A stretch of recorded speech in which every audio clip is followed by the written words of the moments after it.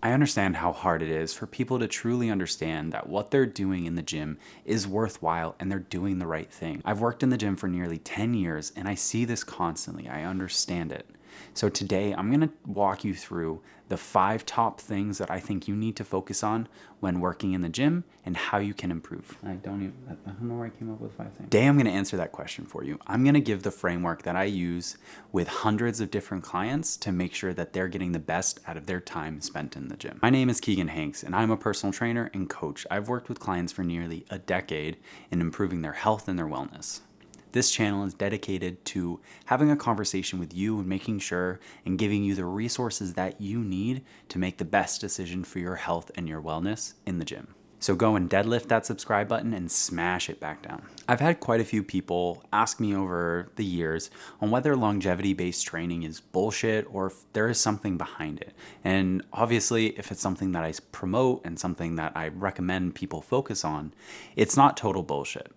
So in short, no, it's not bullshit. It is supported by the research and the science and actual anecdotal evidence of working with my clients and seeing it with all of my different coworkers who work in similar fields. All of this research is backing up the fact that being fitter, being healthier, making health-based decisions promotes you living longer compared to other people. Now, it is difficult, and I can agree with this, with a lot of people that don't believe in longevity-based training. We never know when we're gonna die, so we can't really judge and make decisions on what we do. Now, I can agree that a lot of people argue we never know when we're gonna die, so we can't really judge the decisions that we're making on a day-to-day basis on whether they're actually prolonging our life or it's just kind of this monotonous stuff we're filling our life with. But if we can just kind of believe in the fact that, but it kind of just pretty much makes sense if we think about this in realistic terms. Being healthier, being more fit should have a significantly higher chance of us living longer because we are starting from a healthier perspective. To start, is longevity-based training total bullshit? And frankly, no, it's not. It's not something that I would talk about and promote if I thought it was total bullshit.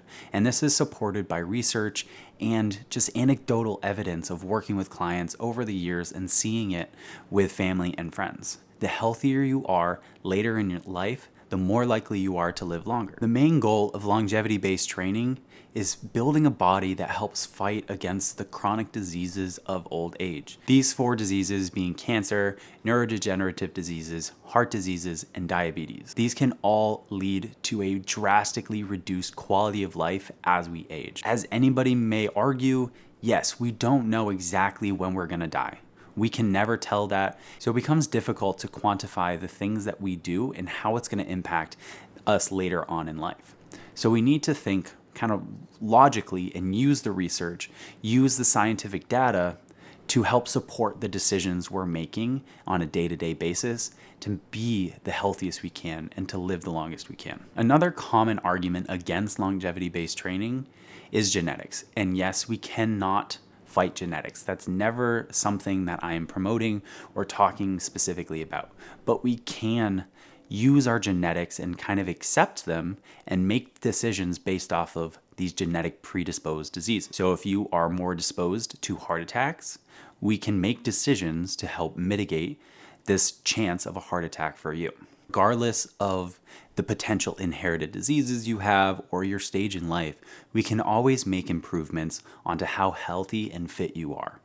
So it's never too late to start. It's never too late to get something going for yourself and to show up for your health. Something new I'm starting is a fit tip. And now I don't know if that's the name I'm gonna start with. I doubt it. So leave a comment below if you have another idea on what it should be. Today's fit tip is increase your step goal over the course of the week by 10. You can do this one of 2 ways. You can increase every day by about 10%, and that would equate to 10% over the course of the week, or you can have one really, really large walk at the end of the week to help equate for that. Personally, my goal is 10,000 steps a day. It's a very arbitrary number. I just like working with a round number. So I shoot for about 10, but I can be higher or lower depending on the day. Over the course of the week, I hit about 70,000 steps. Now, let's get into the juicy bits. Longevity-based training can be broken up into 3 different components for me. I like to break it up into strength training. You have mobility, stability, and balance training that I kind of group all together. And then you have endurance training or cardiovascular training. These 3 different categories should be included in all training programs if you're looking to train for maximum longevity. Depending on where you are in your journey, you may need to put more focus towards cardio or more focus towards strength training. And if you're just starting out and you've never done any physical activity before, maybe you need an equal part of all 3. For me, my main goal right now is improving my mobility and my cardiovascular training. So I've decreased my strength training from 5 days per week to 3 days per week, and then translated that into a cardio and a mobility session. I'm working for longer form videos of all 3 of these different categories, so make sure you ring that bell icon so you can be notified when they come out. Ring that bell. For a quick rundown of each of these things, so you kind of have a general idea of what I mean by strength and endurance and mobility, stability, and balance, here we go. To start off with, we're going to talk about strength. Strength is essentially building muscle or building strength. The best way to do that is through lifting weights or resistance training. It doesn't necessarily have to be free weights, but they generally do tend to be the best bang for your buck in terms of time commitment. Strength and muscle provide a resiliency for a lot of chronic diseases and similar things such as sarcopenia, which is an age-related loss of muscle mass. Not only is it going to be fighting all of these different things off and helping you feel and live better, it's also going to provide you with a lot of confidence and the freedom of movement to do the things that you want to do. One way that you can track and gauge your strength is through grip strength. It's not necessarily a direct correlation, but it can provide you with a good idea of where you stand within other people in your age group. I did a whole video on grip strength and I'll leave that up in a card over here. So if you want to check that out after this video, make sure you do that. Now, to build both strength and muscle, we need to progressively increase the amount of resistance we're working with. That can be done in a multitude of different ways. Primary way, obviously, would be increasing the weight over time, but there is going to be a limit to how much weight you can lift. Another way that you can start to kind of manipulate the amount of perceived weight that you have is changing up the repetitions or changing up the number of sets that you're doing. I typically will start at 2 sets per exercise with some of my newer clients, and I'll go up to 4 sets. That would kind of be where my cap is, and I would start changing up the exercises a little bit. With the repetitions, anywhere around 5 to 15 reps would probably be the sweet spot for you. Not every exercise needs to hit those rep ranges, but anything lower than 5 may give you a lot more risk to injury versus the reward that you're getting from it. And anything above 15 will probably be a lot of wasted effort because the first 5 repetitions are going to be very, very easy. So staying within that 5 to 15 rep range is usually a good sweet spot for most people. Now, don't compare yourself to athletes or bodybuilders or people you see on social media. That is their job. Their job is to work out, to show you how they work out. Their job is not to have a family, to have a normal other 9 to 5. So you need to be mindful of that. You're not going to have the same amount of time to train. You're not going to have the same amount of time to focus on your nutrition and proper recovery. So take a step back, be conservative with how you start your strength training program, and you can always add more. You have to work with your psychology. Starting out, build those small wins around showing up for yourself, getting to the gym, doing anything. It doesn't have to be perfect. Just do it. The secondary category I want to mention is cardiovascular training. And I have an entire video on this that goes really deep into how you should train for either category. Maximum aerobic capacity, or VO2 max, which is essentially the maximum amount of oxygen or output you're able to do for a period of time.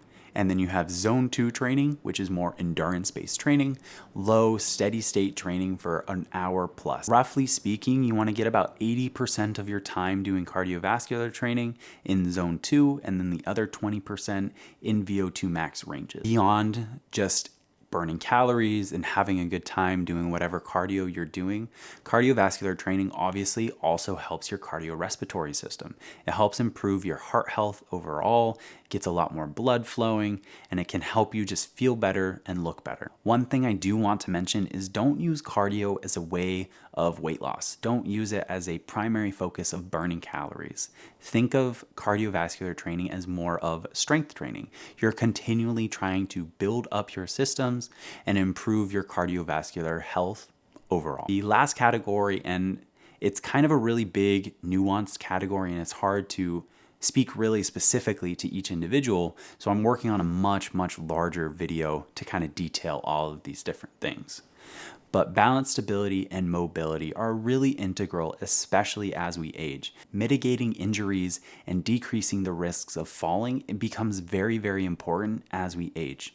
Any form of fall or injury can set you back a significant amount. If you fall and hurt yourself, or you hurt yourself working out and you need to take a significant period of time, even a month, you can lose way more than what you would have imagined. You may lose a significantly more amount of fitness than you could gain in that same period of time. That is an unfortunate fact of life. Age is generally the best described as a battle of attrition. We are trying to slow down the onset of age-related regression of your health and movement capacity. These three things, balance, stability, and mobility, are things that I integrate into all of my clients' strength training programs. And if they're doing cardio, they can also introduce some balance training into that at the end of it, not obviously while you're doing cardio. Balance is really simple to implement. Generally speaking, I put balance at the end of sessions with clients because I think it really represents the unexpectedness of life. A lot of injuries and a lot of falls that happen out in nature happen when we least expect it. So if we're already fatigued, we're not fully there mentally, that is a better time to train for balance because there are so many other taxing things happening. If you're just starting out with balance training, a good place to start would be balancing on one leg and then using the leg that's up and drawing half circles with that. That changes your center of balance and makes balancing a little bit more difficult. Mobility is a really large topic, and I'm working on this video about my own experiences with it and what I'm currently doing in my mobility practice. But I've seen really great results working on a regular basis with clients on their mobility. For example, mobility and flexibility is the difference between passively being able to get into positions and actively being able to get into positions. Flexibility is being able to bend down and touch your toes, versus mobility is more about being able to exert force from that extended range of motion. So are you able to lift weight up while reaching down and touching your toes? Generally speaking, that is not the case. You're able to touch your toes, but you can't safely lift weight up from that position. The two main ways that I've experienced improving mobility is using strength training and gradually, progressively increasing the range of motion. This can be very challenging to quantify and track. So another way that I'm currently going through right now is Kinstretch, specifically Kinstretch with Beard. It is a very active, controlled range of motion practice that is exceptionally difficult. I'm very uncomfortable all the time, but I'm, again, working on that bigger video, kind of talking about my experience with that and kind of showing, hopefully, my improvement overall with working on this mobility practice. Mobility is unique in the way that you can't really quantify in any way how stable your joints are. You can't really measure it on a weight scale or anything like that. But stability is simply put your ability to stabilize in different positions, your joints, your muscles. Stability is best trained when doing unilateral movements. So the forces are not the same on either side of your body. This could be the difference between split squats and barbell squats. One is working the whole body equally on either side. The other is working the individual sides of your body. The second part of this framework is making whatever you're doing consistent. And I talk about this a lot, but make it very simple so that you can just show up and do something for yourself. We need to work with your own psychology and to work with you as a human. None of us have unlimited motivation and dedication at every waking moment of the day. So if we can find ways to hack into our brain and create a consistent schedule around this thing that wasn't part of our life previously, then we've broken that code into making fitness part of our life. I constantly have to talk about clients and friends and family about waiting for the perfect time to start something. There's never going to be a perfect time. There's always going to be something that comes up and changes your schedule and makes it difficult to do something for you. But we need to carve that time out and make some available time to help you out and to build you up. If you're just starting out, that could be something like having a 10-minute walk just for you per day, or showing up to the gym and doing a 10-minute walk on the treadmill, doing one set of exercises in the gym.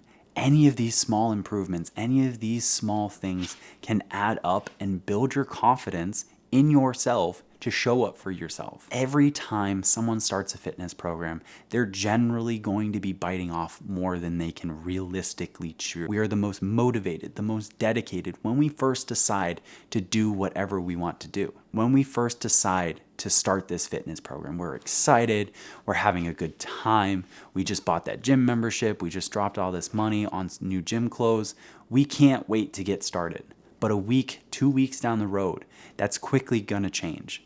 But if we can, no matter how we're feeling that day, show up and do what we told ourselves we're gonna do, we're gonna build up resiliency. We're gonna build up that determination and that dedication to show up for yourself and to do the things that you know you need to do, but aren't necessarily the most fun to do in the moment. But you're gonna feel so much better afterwards. I hear that all the time from my clients who show up regardless of how they feel.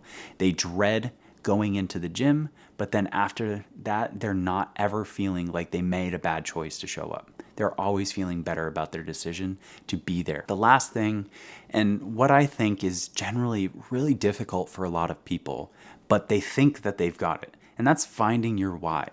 Finding out the reason why you're truly going down this fitness journey, why you're truly making the decision to focus on a longevity-based training program. It's not enough to say, I want to be a little bit more fit, I want to live a little longer, I want to lose a couple pounds, because that is quickly going to go to the wayside when other things come up in your life that may feel more important in the moment. So we want to find that why. A common practice that I do with my clients when we first start out is what's called 5 whys. So it's asking a simple why question of why they're choosing to start this program now, and going a little bit deeper, asking why on their response, and asking why again. So this could look something like this. This is based off of a real conversation I had with a client a couple years ago. He came in saying he wanted to lose 10 pounds, and I asked him why 10 pounds specifically. He said about 5 years ago, that's what he weighed. I asked him why he wanted to weigh the same he did 5 years ago. His response was he wanted to feel more confident like he did back then and have less pain as he was walking around. And I dug a little bit deeper on this confidence thing, and I asked him why he felt like he needed more confidence than what he did now. And we ultimately got to the point where he told me that he was recently divorced and he was getting back on the dating market, and that's what motivated him to come in and start to lose some weight and take care of his health. It's not something that he had consciously thought of previously. He just thought that he wanted to lose a little bit of weight, feel a little bit better about himself, but it honestly came down to him being out there on the market and feeling like he was getting judged on his dates. So he wanted to feel that confidence, and that was a lot stronger of a why than just, I want to lose 10 pounds. So it can be uncomfortable, but digging down into that true why can help you stay motivated and driven when it becomes difficult, when the days become long, when the workouts become difficult. This can help you stay motivated when the workouts become difficult and the days become long. Another thing that you can do is linking it with things that are meaningful to you. Like I have one client that wants to compete in the Highland Games, and that's what means something to her. She's able to show up because I can link the things we do in the gym to her games and her performance. So longevity-based training programs are really dedicated to helping you be the person that you need to be to combat the diseases and to also feel confident and good in yourself. So go out there, show up for yourself, show up for your health, and live a good life. I'll see you guys in the next one.